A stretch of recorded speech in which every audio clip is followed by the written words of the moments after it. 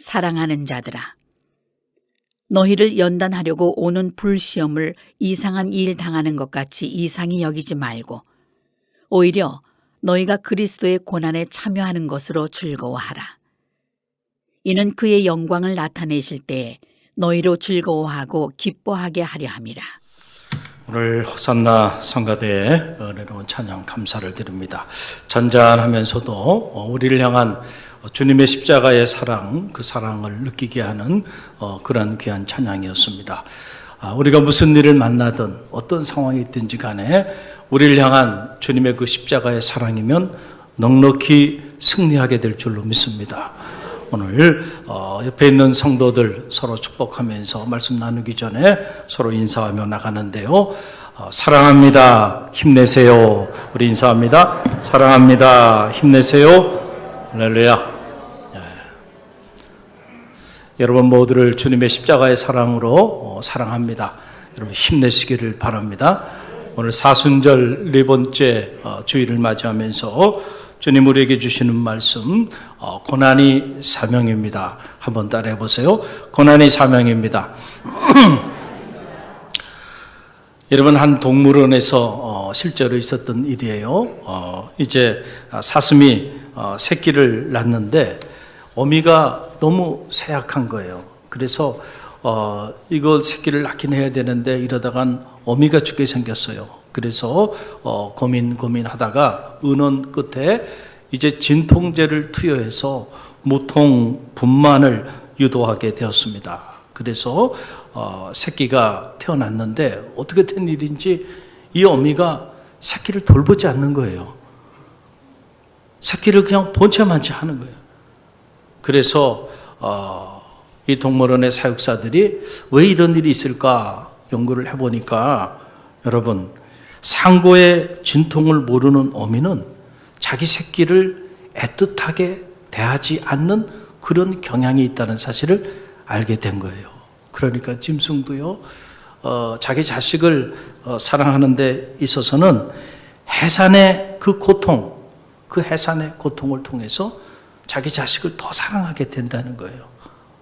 그래서 그 고통을 모르고 자식을 낳게 되면 설사 부모라 할지라도 자식에 대한 그 애간장 끓는 그 애틋한 사랑이 덜하다라고 하는 그런 얘기입니다. 여러분, 사순절 네 번째 주일을 보내고 있습니다.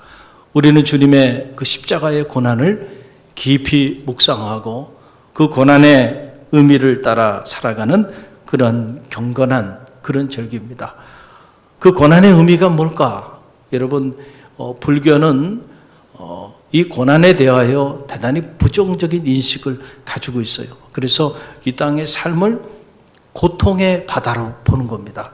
이걸 고해라고 말을 하는 거죠. 그래서 이 고통의 바다로부터 해방되는 일, 이 고통의 바다로부터 자유로워지는 일, 바로 그것을 해탈이라고 본 거예요. 그러나 기독교는 고통을 그렇게 생각하지 않습니다. 고난을 그렇게 생각하지 않습니다.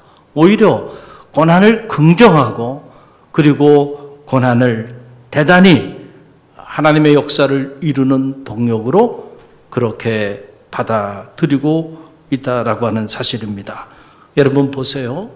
이 고난이 우리에게 어떤 일들을 하는가 보면은 첫째로 고난은 생명의 원리가 됩니다. 가만히 보세요. 모든 생명은 아픔으로부터 시작이 됩니다. 그렇죠?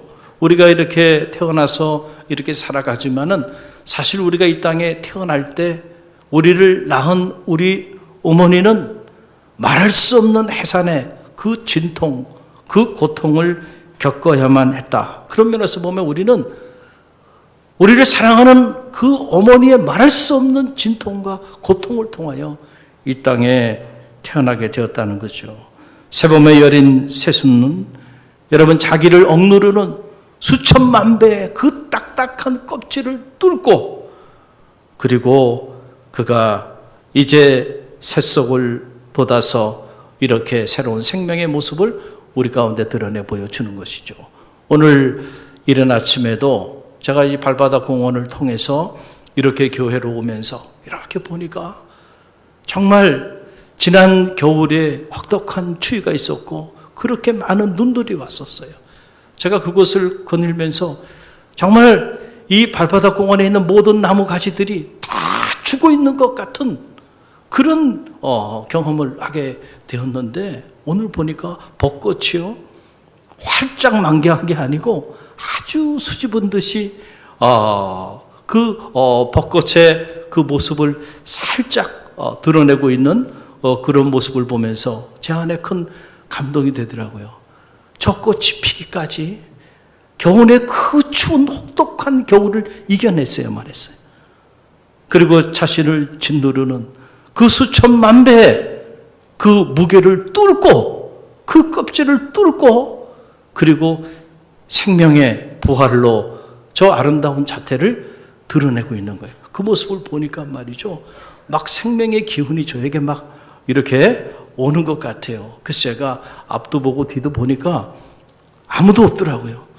그래서 제가 미친놈도 아니고 손을 이렇게 펴고요, 그 생명의 기운을 맞이하면서 부활의 하나님을 내다보면서 죽음을 죽이신 그 주님의 십자가의 그 능력을 바라보면서 찬양하며 교회로 올 수 있는 그런 시간을 갖게 되었습니다. 여러분, 그렇습니다. 이 땅에 살아있는 모든 것들은 아픔을 통해서, 고난을 통해서 오늘 우리가 생명의 역사를 이루고 있다라고 하는 사실이죠. 또 하나, 고난은 성숙의 원리가 됩니다. 성숙의 원리가 돼요. 여러분, 아프리카 앙골라 기린의 이야기인데요, 이 기린은 새끼를 낳으면 그냥 가만히 두지 않고 그 새끼를 뒷발로 걷어찬답니다. 여러분, 기린은 태어나자마자 걷습니다. 그런데 제대로 걷지는 못하고 그냥 쩔뚝쩔뚝 되면서 걸으려고 막 몸부림쳐요. 그러다가 섰다가 자빠지고 섰다가 자빠지고 하는데, 새끼를 낳자마자 이 아프리카 이 앙골라 기린은 뒷발로 그냥 자기 새끼를, 일어나고서 설라고 하는 그 자기 새끼를 걷어찬답니다. 그러면 자빠져요. 그럼 또 일어나려고 그러죠. 또 걷어쳐요. 매정하게 걷어찬답니다. 그럼 그것이 반복되다 보면 이제 이 기린 새끼가 빠른 속도로 스스로 걷고 또 뛸 수 있게 된다는 거예요. 그 고통의 과정을 통해서 그렇게 된다는 거예요. 이 야상의 포식자들이 즐비한데 태어나자마자 빨리 자기 스스로 걷고 뛸 수 있어야 살아남기 때문에, 그래서 자기 새끼임에도 불구하고 뒷발로 일어서고자 몸부림치는 새끼를 걷어차고, 또 일어나면 또 걷어차고, 또 일어나면 또 걷어찬다는 거예요. 그 고난의 과정, 고통의 과정을 통해서 생존할 수 있는 그런 기린으로 자리하게 된다라고 하는 그런 얘기예요. 저는 개인적으로 도자기를 참 사랑합니다. 도자기 보는 거를 참 좋아해요. 그래서 1년에 한 차례 이상씩 저 이천에 도자기 박물관을 꼭 방문합니다. 그래서 이렇게 보면 참 도자기가 얼마나 아름다운지 몰라요. 특별히 제 마음에 늘 볼 때마다 제가 느끼는 것 중에 하나가, 여러분 보세요. 이런 백자나 청자나 이런 것들 보면 수백 년이 지났는데도요, 그 빛깔이 빛발하지 않고요, 그 영롱한 빛을 이렇게 비추는 모습을 보면 말이죠, 너무너무 아름다운 거예요. 야, 어떻게 저렇게 빛을 발하지 않고 저 아름다운 모습을 그대로 드러내 보여주고 있을까? 여러분, 그 비밀이 어디 있냐면요, 도자기가 그 아름다운 영롱한 빛을 잃어버리지 않기 위해서는 보통 1000도에서 1400도 정도 되는 그 뜨거운 화로에 던져져야 돼. 그 가마에서 그 뜨거운 고통의 시간들을 겪고 나온 자기만이 세월이 지나도 빛이 발하지 않는 명품 자기가 된다는 거예요. 가만히 보면 우리가 알 수 없는 고난, 고통 이런 것들 인하여 힘들어하고 때로는 이런 것들 때문에 좌절하고 절망할 때도 있는데, 가만히 보면 그런 것들이 우리의 삶을 무너뜨리는 것이 아니고 우리의 삶을 더 성숙하게 만들고, 우리가 하나님과 사람 앞에 정말 빗바라지 않는 그런 명품 인생을 살게 하는데 동력이 된다는 거예요. 그래서 여러분 이런 말이 있습니다. 안락함은 악마를 만들고 고난은 사람을 만든다 라고 하는 말이에요. 안락함은 뭐를 만든다고요? 악마를 만들고 고난은 사람을 만든다는 거예요. 여러분 우리의 문명의 이기를 보면 우리 문명의 이기는 너나 할 것 없이 안락함을 추구합니다. 조금 더 안락하게, 조금 더 편한 거. 자, 거기에 초점이 맞춰져 있어요. 그리고 우리는 이 문명의 이기가 우리에게 조금 더 안락한 것을 제공해 주면 거기에 시간과 물질과 에너지를 아까워하지 않고 다 씁니다. 왜냐하면 지금보다 좀 더 편하게, 좀 더 안락한 삶을 살고자 하는 거예요.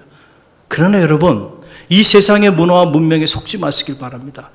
여러분이 점점 그렇게 안락함을 추구하면 추구할수록 여러분은 악마가 된다니까요. 여러분의 인생도 무너진다니까요. 여러분 육체적으로도요, 건강하게 살려면 여러분 안락함을 추구하지 말고요, 불편함을 선택하십시오. 하루에 최소한 10,000보 이상씩 걸으시고요, 또 일주일에 한두 번은 땀을 흘리며 운동도 하시고요. 그래야 여러분의 육체도 살아납니다. 할렐루야. 영적으로도 마찬가지예요.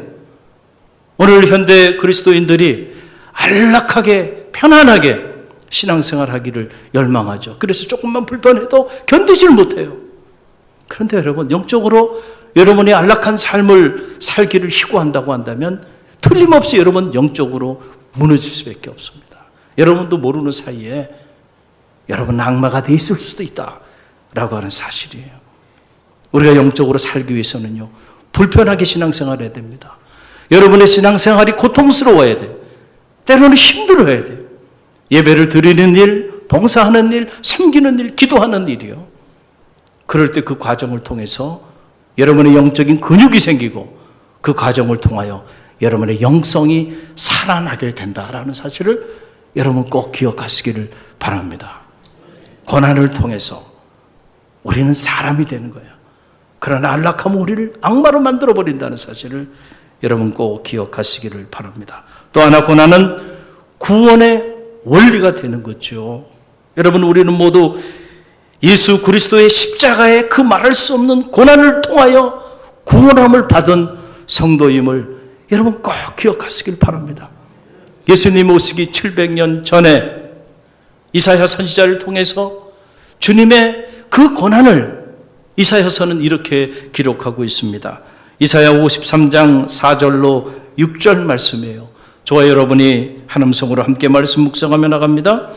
그는 실로 우리의 질고를 지고 우리의 슬픔을 당하였거늘 우리는 생각하기를 그는 징벌을 받아 하나님께 맞으며 고난을 당한다 하였노라. 그가 찔림은 우리의 허물 때문이요 그가 상함은 우리의 죄악 때문이라. 그가 징계를 받음으로 우리는 평화를 누리고 그가 채찍에 맞음으로 우리는 나음을 받았도다. 우리는 다 양 같아서 그릇 행하여 각기 제 길로 갔거늘 여호와께서는 우리 모두의 죄악을 그에게 담당시키셨도다. 아멘. 그가 찔림은 우리의 허물 때문이요 그가 상함은 우리의 죄악 때문이라. 그가 징계를 받음으로 우리가 평화를 누리고 그가 채찍에 맞음으로 우리가 나음을 입었도다.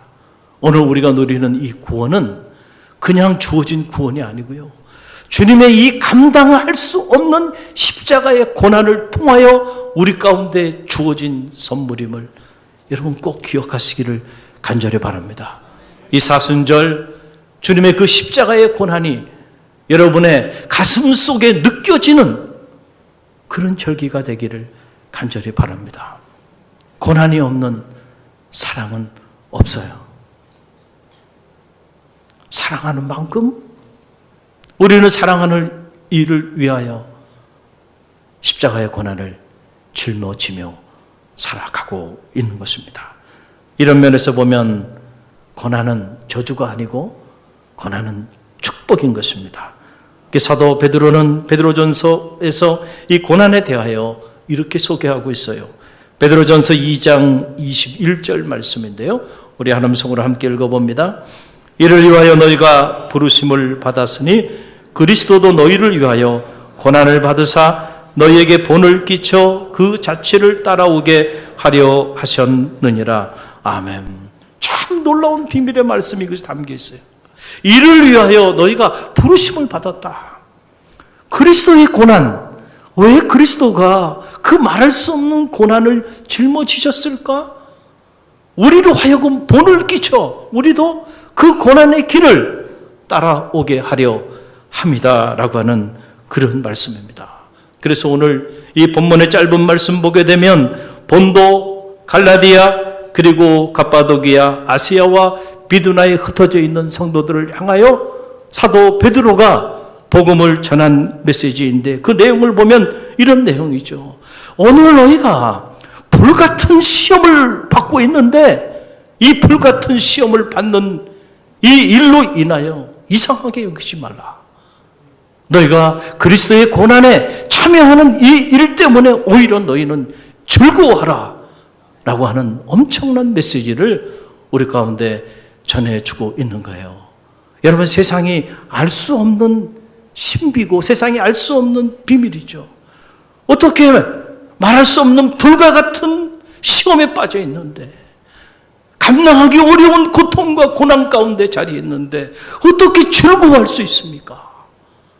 여러분, 세상 사람이 알 수 없는 비밀이죠. 그러나 우리는 이 고난의 의미를 알고 고난의 능력을 알고 고난의 가치를 알기 때문에 이해되지 않고 도저히 받아들일 수 없는 견디기 어려운 극도의 고난 속에서도 즐거워할 수 있는 겁니다. 그게 신앙의 힘이에요. 세상은 알 수 없는 복음의 능력임을 여러분 꼭 기억하시기를 바랍니다. 오늘 우리가 그리스도의 고난에 참여함으로 그의 영광의 날에 그의 즐거움과 기쁨에도 참여하게 될 것입니다. 우리는 십자가 없는 부활과 십자가 없는 영광이 없다는 사실을 너무도 잘 알고 있는 성도들이기 때문에 우리는 고난을 부정적으로 그렇게 치부하지 않는 겁니다. 고난당할 때에 도저히 이해할 수 없고 도저히 받아들일 수 없지만은 그러나 시간이 지나고 보면 내가 겪었던 그 남다른 고난이 복음의 영광을 위한 놀라운 사명이 되는 것을 깨닫게 될 것입니다.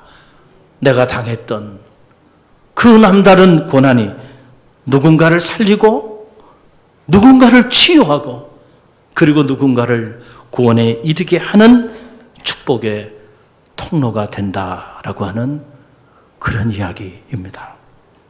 우리는 정근모 박사님을 잘 알고 있지요. 핵물리학자이자 세계 원자력 한림원상을 수상할 정도로 세계적인 원자력 분야의 석학입니다. 그는 한국과학기술원 설립을 주도했으며 과학기술처 장관을 2번이나 지낸 인물이기도 합니다. 그러나 그의 이러한 양력보다도 그가 더 존귀하게 많은 사람들에게 회자되는 이유는 그의 남다른 신앙 때문에 그렇습니다. 그의 저서의 제목처럼 그는 나는 위대한 과학자보다는 신실한 크리스찬이 되고 싶다. 할렐루야. 얼마나 멋있는 말이에요. 나는 위대한 과학자가 되기보다는 신실한 크리스찬이 되고 싶다. 이렇게 많은 이들에게 큰 감동을 주고 울림을 주는 삶을 살아가고 있는 하나님의 사람입니다. 그의 인생을 성들이채 변화시킨 것은 다른 것이 아니고 그의 아들 때문이었습니다. 어린 아들이 10살이 되었는데 그만 만성 신장염에 걸려서 고통 가운데 살아가야만 했어요. 사형 선고를 받았습니다. 이 상태로는 5년 이상 생존하기가 어렵습니다. 그리고 한번 피를 투석하면은 4시간 이상씩 피를 갈아줘야 되는 이런 고통 가운데 어린 아들이 던져진 거예요.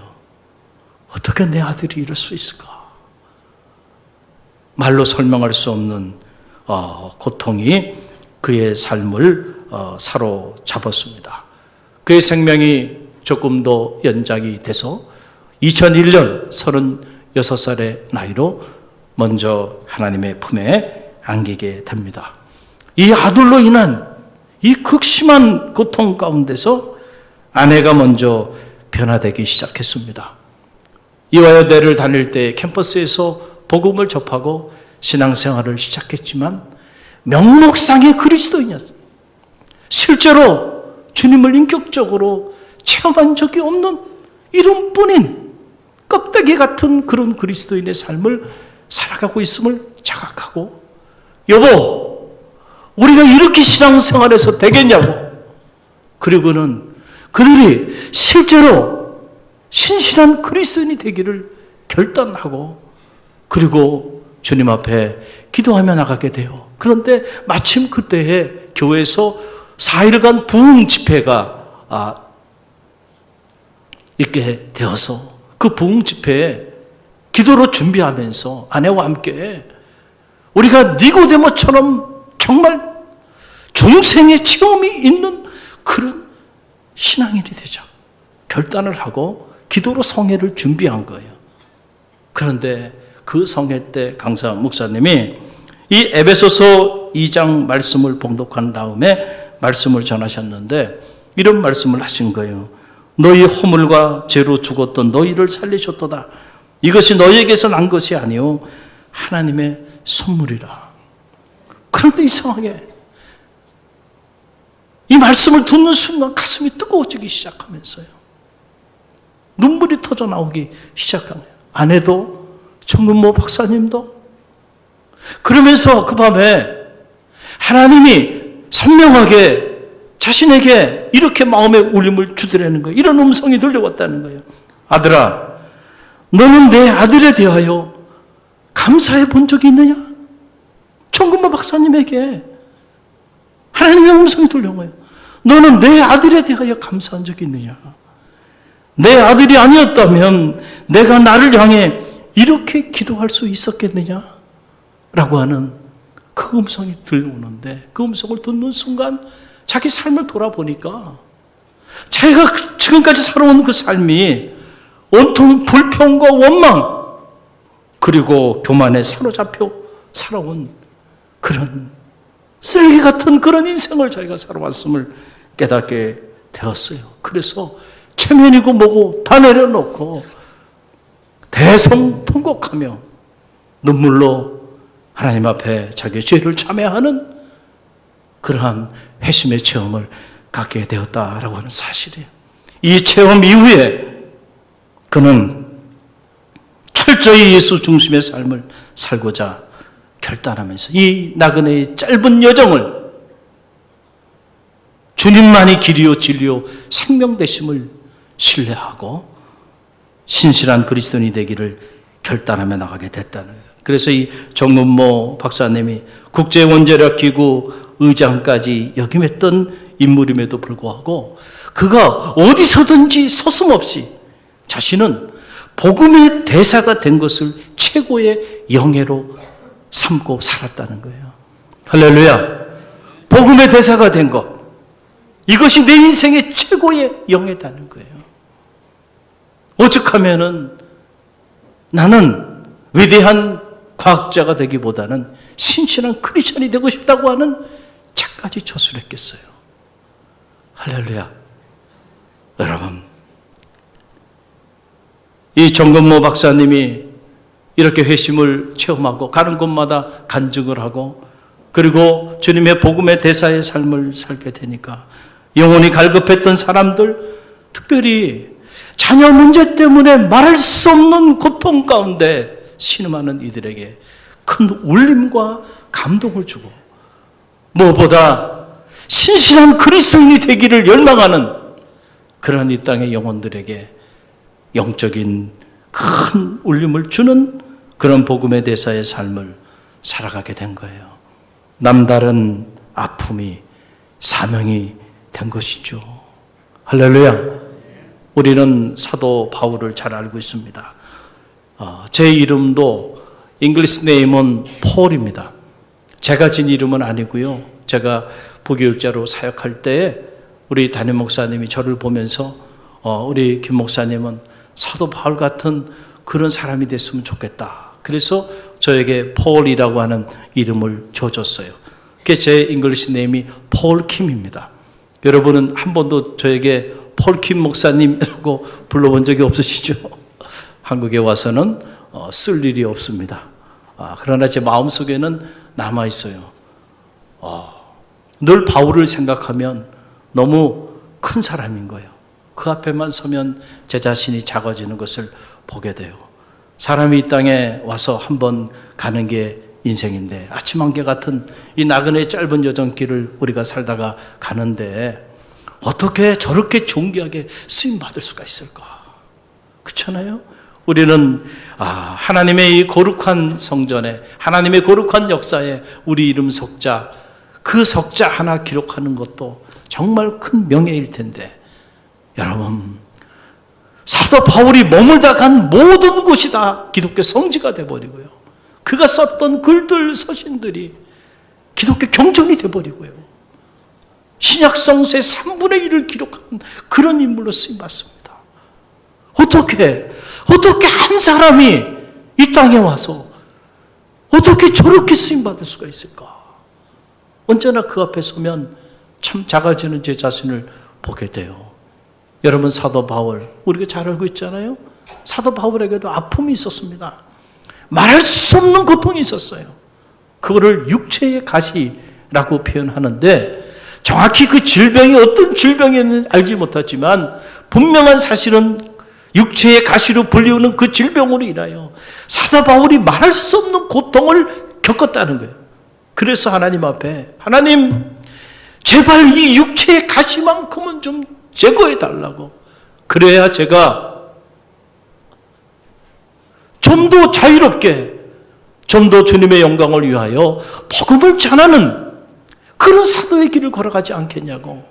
그리고 3번씩이나 하나님 앞에 간절히 기도했다는 거예요. 제발 이 육체의 가시만큼은 좀 제거해 달라고. 그런데 여러분, 그 기도하는 중에 주님의 음성이 사도 바울에게 들려와요. 여러분, 그 내용이 고린도 후서 12장 9절로 10절의 말씀에 선명하게 기록이 되어 있는데, 저와 여러분이 함께 읽어봅니다. 나에게 이르시기를 내 은혜가 내게 족하도다. 이는 내 능력이 약한 데서 온전하여 짐이라 하신지라. 그러므로 도리어 크게 기뻐함으로 나의 여러 약한 것들에 대하여 자랑하리니 이는 그리스도의 능력이 내게 머물러 하려 함이라. 그러므로 내가 그리스도를 위하여 약한 것들과 능력과 궁핍과 박해와 공고를 기뻐하노니 이는 내가 약한 그때의 강함이라. 아멘. 할렐루야. 사도 바울이요, 자기를 그렇게 고통 가운데 밀어넣는 이 육체의 가시 때문에, 이 육체의 가시 때문에 자신이 복음을 자유롭게 전하지 못하고 이 육체의 가시 때문에 주님의 영광을 가리고 있다고 생각을 해서 이 육체의 가시만큼은 제거해 달라고 기도했는데 주님의 생각은 달랐어요. 주님이 그의 기도에 응답하시면서 주님이 하신 말씀이 이거예요. 내 은혜가 내게 족하다.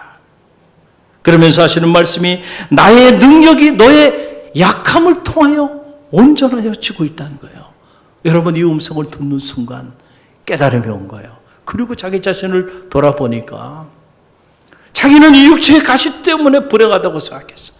육체의 가시 때문에 자기는 괴롭다고 생각했는데 알고 보니까 이 육체의 가시 때문에 자고하지 않고 늘 겸손히 날마다 주님을 의지하며 이 육체의 가시 때문에 기도하고 있는 자기 자신을 발견하게 됐고, 그렇게 기도할 때 주님의 능력이 그 기도를 통하여 내게 임하고 있는 것을 체험하게 된 거예요.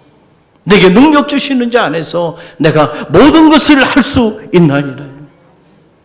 그 육체의 가시가 사도 바울 되게 했고, 그 육체의 가시가 사도 바울이 한 사람의 인생을 넘어서는 그런 위대한 하나님의 사람으로 쓰임받게 된 동력이 된 거예요.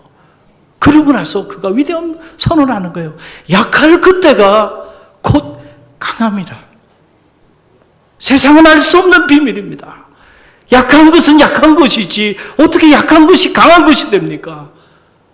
그러나 그 약함이 강함이 되는 바로 그 진리를 우리는 다 알고 있어요. 내가 약함을 알 때 주님의 강함이 내게 임하게 돼서 나를 넘어서는 이제는 내가 사는 것이 아니오 내 안에 그리스도가 살아 역사하는 위대한 역사가 나타나게 되는 거죠. 그때부터 사도 바울은 내가 이제 부득불 자랑할진대 이제는 나의 강함을 자랑하지 않고 나의 약함을 자랑하노라. 정말로 강한 사람은요 자기의 약함을 자랑하는 사람입니다. 정말로 약한 사람은요 자기의 강함을 드러내는 사람이에요.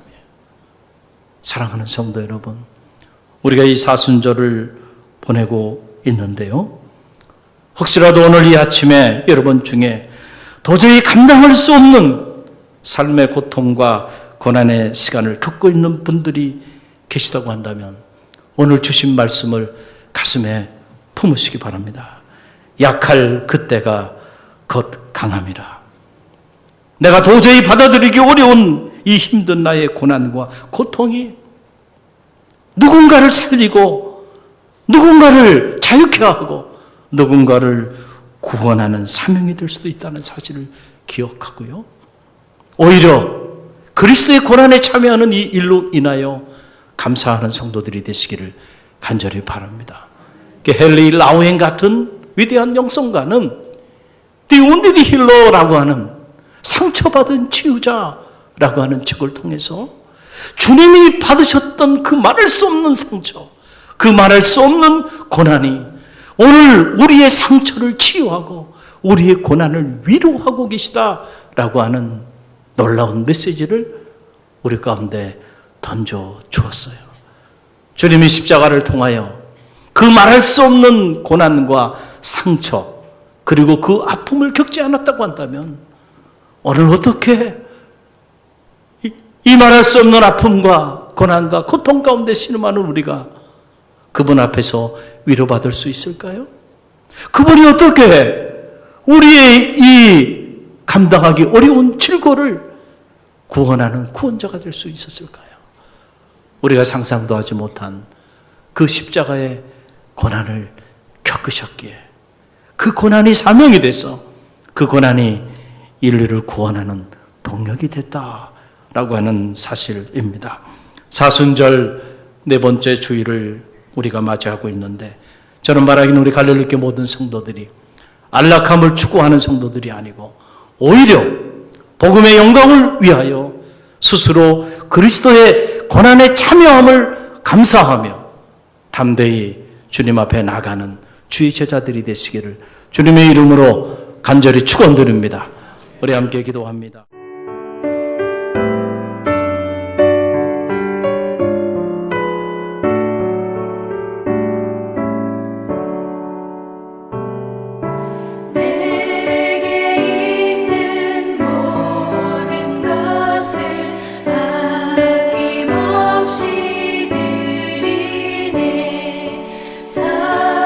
사랑하고 의지하며 주만